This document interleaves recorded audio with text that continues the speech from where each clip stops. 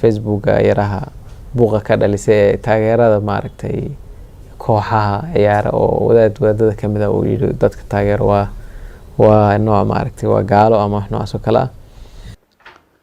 waa su'aal kamid ah su'aalaha na soo gaaray oo leeyahay qofka muslimka ah ma gaaloobaya haddii uu gaal ku jeclaado xirfad uu leeyahay darteed. waxyaabaha noocaas oo kale taageeridooda iyo muxuu ahay waa ya ima hadday macsiyo tahayna waa macsiyo waxaad ku taageeraysaa hadduu kufri yahayna kufri buu markaa gaari karaa.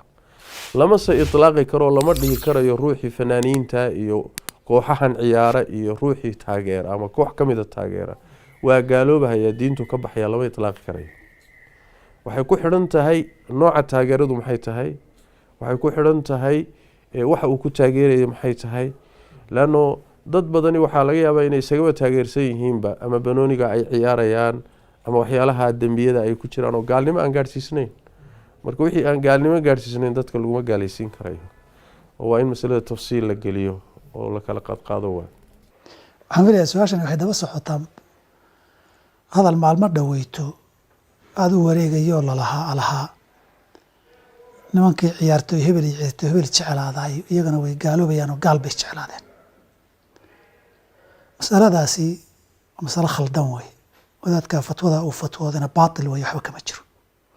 masalada jacaylku waxay qaadataa xukunka sababta. waxaa jira gaalo jacaylkoodu sharcigu uu ogol yahay, laakiin waa jacayl dabiici ah oon ahayn jacayl diineed. laakiin qofka haddaad ku jeclaato dembiga iyo macsiyadiisa, hadduu muslim yahayna waa dembaabi.